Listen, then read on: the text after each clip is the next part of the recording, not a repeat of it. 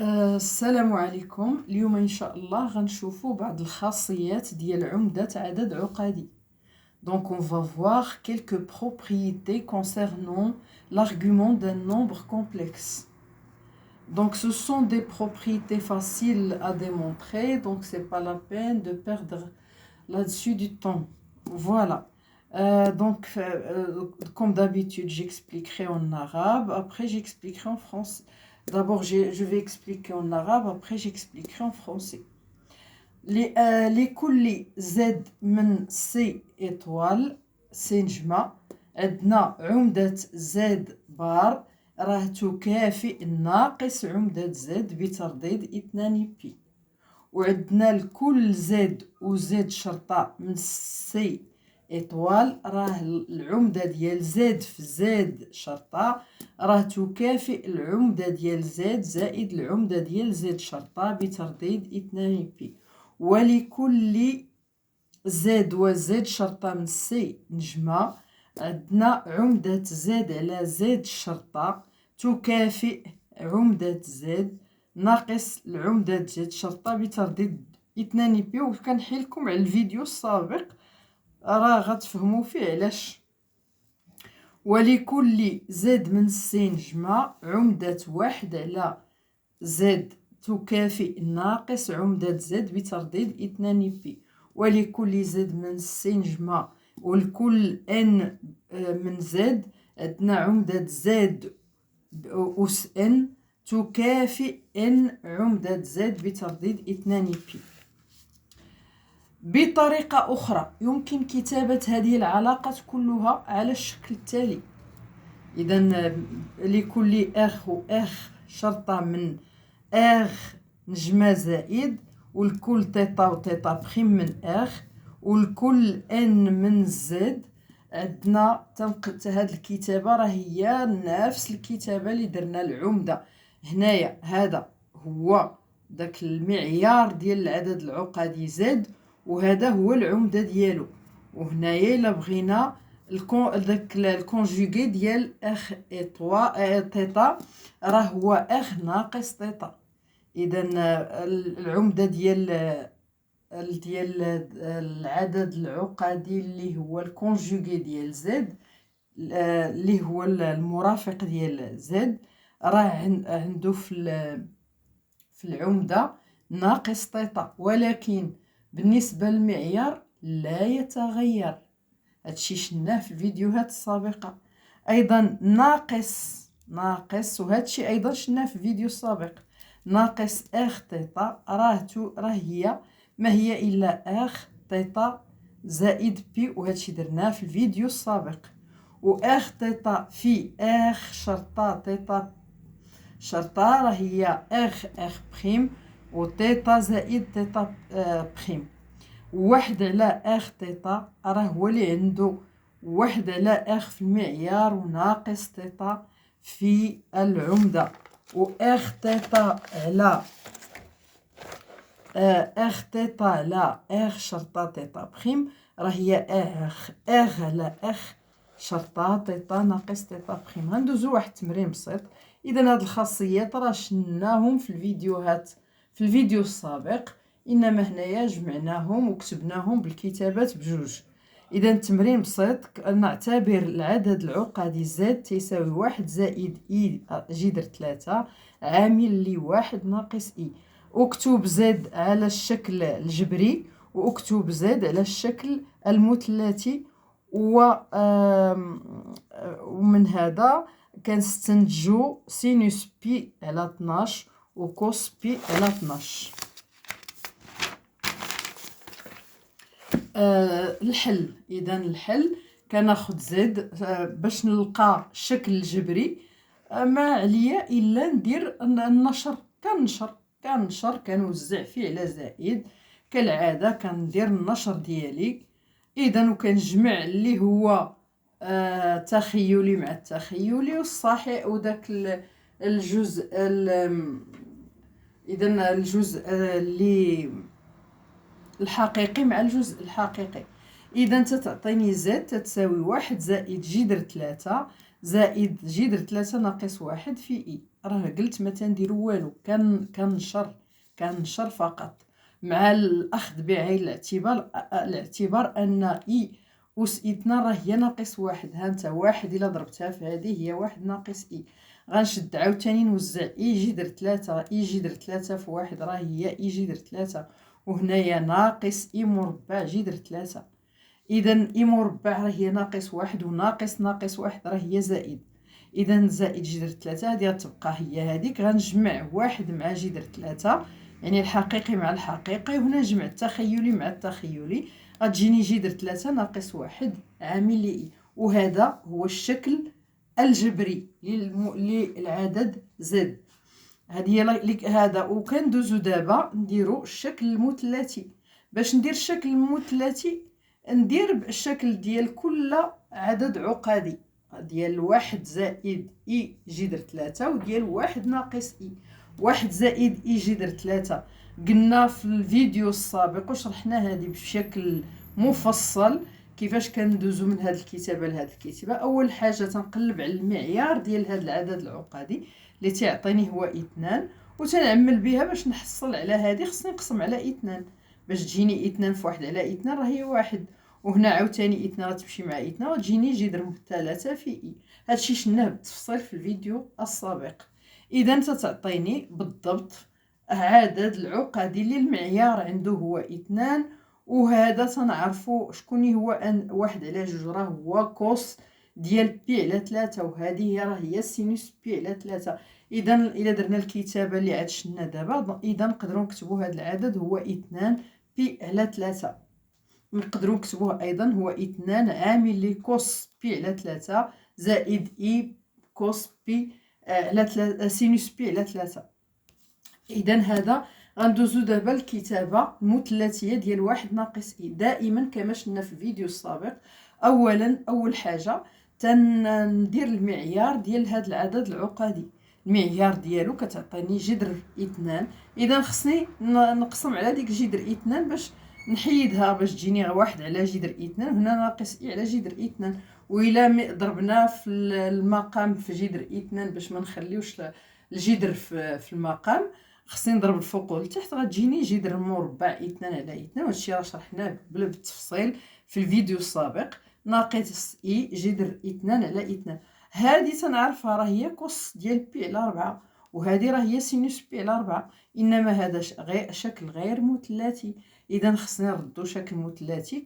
كما شرحنا في الفيديو السابق كنعتمدوا بان الكوسينوس راها داله زوجيه. اذا كوس بي على 4 هي كوس ناقص بي على 4، والسينوس راها داله فرديه، يعني ناقص سينوس بي على 4 راه هي زائد سينوس ناقص بي على 4. اذا هذه الكتابه شكون هي هذه المعيار جذر 2 وداك العمده ناقص بي على 4. اذا دابا غنشدو هذا في هذا. اذا غتعطيني الا خديت هذا في هذا، اذا غنشد هذه 2 بي على 3 في شنو لقينا في الاخرى جذر 2 ناقص بي على 4. فوالا الاولى لقينا فيها 2 بي على 3، والثانيه جذر 2 ناقص بي على 4. شفنا في القواعد فاش تكون عندك الزد في زد شرطه، راه قلنا شكون هو المعيار. هو المعيار ديال زد في المعيار ديال زد شرطه. وشكون هو العمده؟ راه هو العمده ديال زد زائد العمده ديال زد شرطه. اذا 2 في راس في جذر 2، وهنا بي زائد على 3 ناقص بي على 4. اذا هنا تعطيني 2 جذر 2، وهنايا الا وحدت المقامات غنحصل على 4 بي ناقص 3 بي على 12. اذا هي بي على 12. وبالتالي عندنا هذا العدد العقدي غيولي هو هذا اللي عنده في المعيار 2 جذر 2 وفي العمده بي على 12. يعني نقدروا نكتبوه بحال هذا الشكل هذا 2 جذر 2 عامل لي كوس بي على 12 زائد اي سينوس بي على 12. وإلا سمينا هاد المعادله الجبريه الشكل الجبري سميناها 1، والمعادله اللي فيها الكتابه المثلثيه نسميوها 2. من هاد الكتابتين اشنو نستنتجو؟ لان الا درنا هاد الكتابه راه هي هادي، غير هذاك شكل جبري وهادي شكل مثلثي. اذا باش ندير هادي كتساوي هادي، خصني الحقيقي يساوي الحقيقي والتخيلي يساوي التخيلي. اذا هاد الجزء الحقيقي غيكون تيساوي الجزء الحقيقي هنا اللي هو 2 جذر 2 كوس بي على 12، والجزء التخيلي هنايا اللي هو هذا غيكون تيساوي الجزء التخيلي اللي هو هذا 2 جذر 2 في سينوس بي على 12. اذا هذا تيعطيني الحق باش نكتب 1 زائد جذر 3 راه هي 2. قلنا هنا الجزء التخيلي 2 جذر 2 في اي سينوس بي على 12.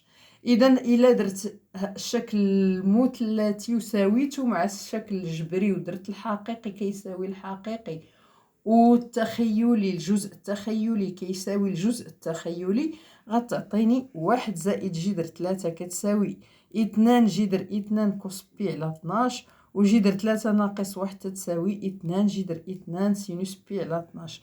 اذا هنايا حنا تيهمنا نلقاو كوس بي على 12. اذا باش نحصل على كوس بي على 12 خصني نقسم على هذه باش نحيدها عليا من هنا. الا قسمت هنا خصني نقسمتها هنا غتمشي هنا غتبقى لي لتحت 1 زائد جذر 3 على 2 جذر مربع 2. هنا ايضا بغيت سينوس بي على 12 خصني نتحرر من هذه، اذا خصني نقسم عليها باش تمشي في حالها. هذه هي 2 جذر 2 غنقسم عليها مشات من هنا غتبقى ليا لهنايا كاينه جذر 3 ناقص 1 على 2 جذر 2. غنحيد الجذر من المقام غنضرب في جذر 2 غتعطيني جذر 2 في جذر 2 راه هي 2، و2 في 2 راه هي 4، ونضربتها هنايا في جذر 2. جذر 2 في 1 هي جذر 2، وجذر 3 في جذر 2 هي جذر 6.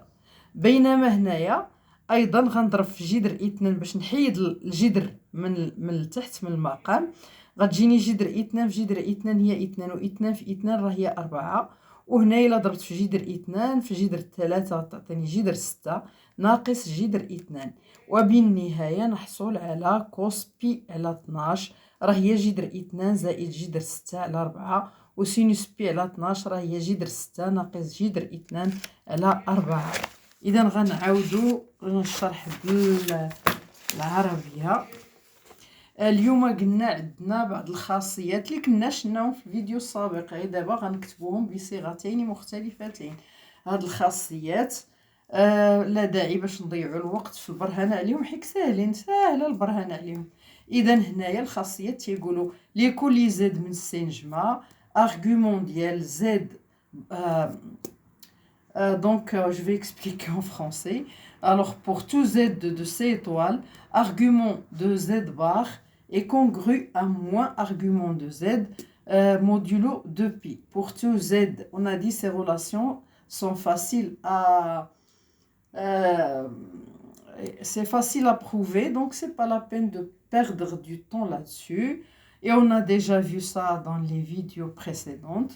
Donc ici, on a rassemblé deux écritures différentes pour ces propriétés.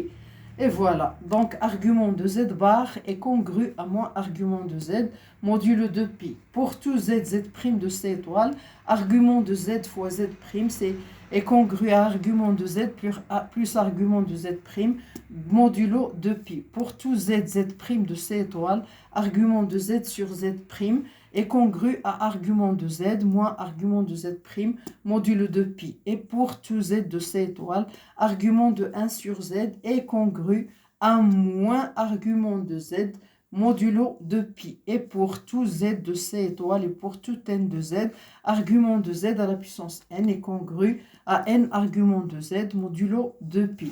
D'une autre façon, une autre façon d'écrire, pour tout r, r' de r étoile plus, et pour tout θ prime de r et pour tout n de z, on a cette écriture. Cette écriture, c'est la même que l'écriture précédente.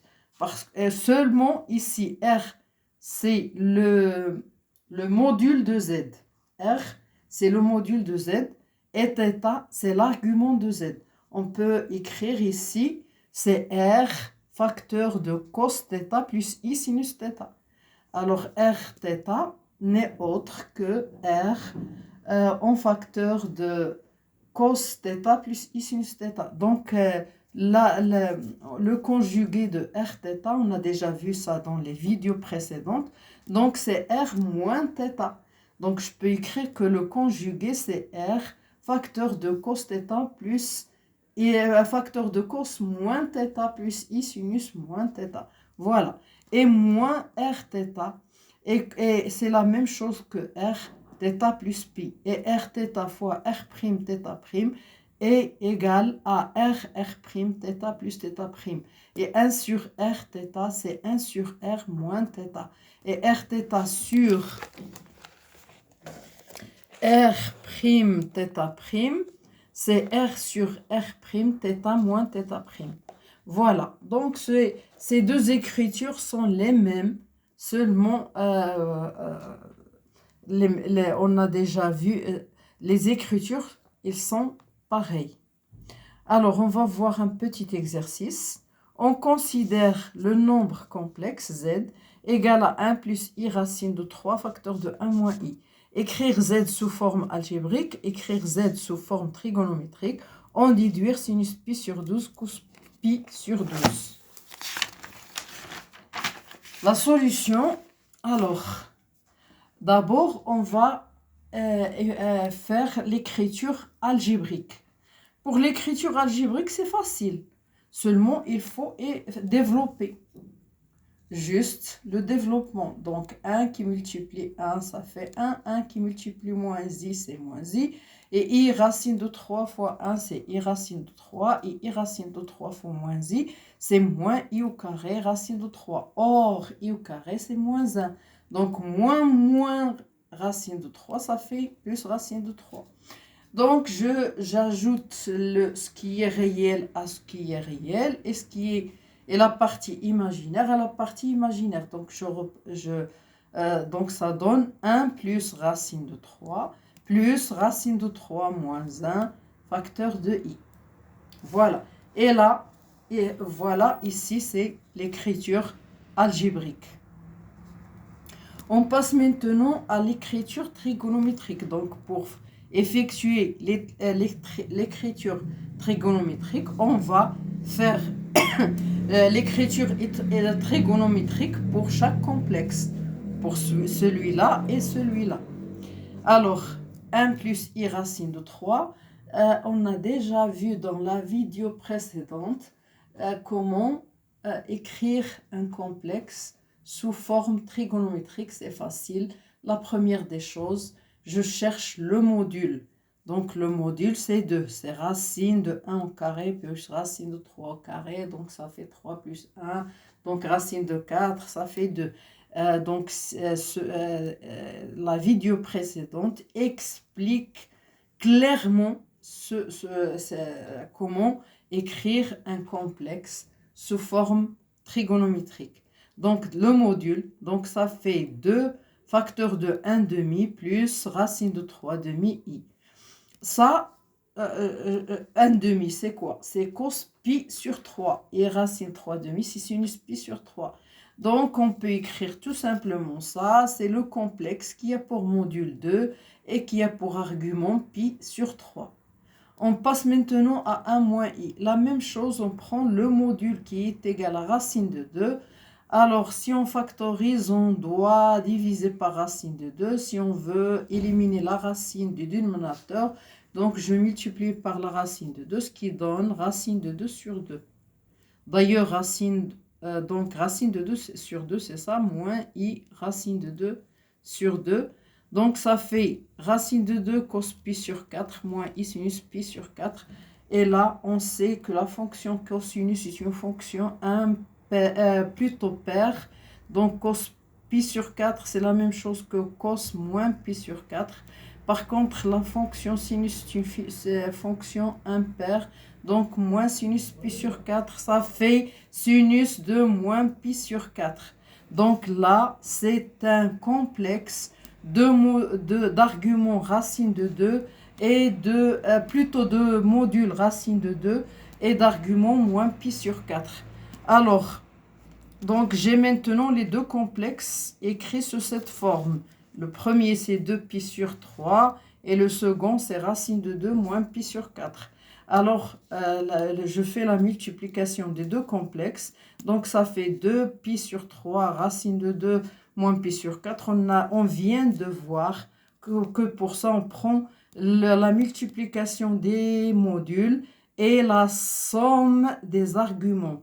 Donc, ça fait 2 racines de 2 pi sur 3 moins pi sur 4. Donc, 2 racines de 2 pi sur 12. Donc, finalement, l'écriture trigonométrique, donc on peut écrire comme ça 2 racines de 2 pi sur 12, ou bien on peut écrire 2 racines de 2, facteur de cos pi sur 12 plus i sinus pi sur 12. Donc de cette écriture et de cette écriture, on va déduire si on fait la partie réelle égale à la partie réelle et la partie imaginaire égale à la partie imaginaire. Donc, ça va donner 1 plus racine de 3 est égal à 2 racines de 2 cos pi sur 12. Et racine de 3 moins 1 est égal à 2 racines de 2 sinus pi sur 12. Donc, je veux moi cos pi sur 12. Donc, je dois diviser par 2 racines de 2. Donc, je divise ici. Ici, 2 sur racine de 2 racines de 2 sur 2 racines de 2, ça fait 1. Donc, finalement, cos pi sur 12, c'est 1 plus racine de 3 sur 2 racines de 2. Et sinus pi sur 12, donc ça fait racine de 3 moins 1 sur 2 racine de 2. Voilà. J'essaie de ne pas laisser la racine dans le dénominateur, donc je vais multiplier par racine de 2. Ici et ici. De même ici, je multiplie par racine de 2. Ici, par racine de 2. Racine de 2 fois racine de 2, ça fait 2. 2 fois 2, ça fait 4. Donc, ça donne au dénominateur 4. Et racine de 2 ici, qui multiplie 1, ça fait racine de 2. Et racine de 2 fois racine de 3, ça fait racine de 6. De même ici, racine de 2 fois racine de 3, ça fait racine de 6. Et racine de 2 fois 1, ça fait racine de 2. Donc, finalement, cos pi sur 12, c'est racine de 2 plus racine de 6 sur 4. Et sinus pi sur 12, c'est racine de 6 moins racine de 2 sur 4. Voilà. On a dit cos pi sur 12 égale à 1 plus racine 3 sur 2 racines de 2. On a multiplié par racine de 2. Donc, ici. Racine de 2 fois racine de 2, ça fait 2. 2 fois 2, c'est 4. Donc, voilà 4. Ici, 1 fois racine de 2, ça fait racine de 2. Racine de 3 fois racine de 2, c'est racine de 6. De même ici, racine de 2 fois racine de 2, ça fait 2. 2 fois 2, ça fait 4. Et racine de 2 fois racine de 3, ça fait racine de 6. Et racine de 2 fois 1, ça fait moins racine, fois moins 1, ça fait moins racine de 2. Finalement, cos pi sur 2, c'est racine de 2 plus racine de 6 sur 4. Et sinus pi sur 12, c'est racine de 6 moins racine de 2 sur 4. إلى الملتقى.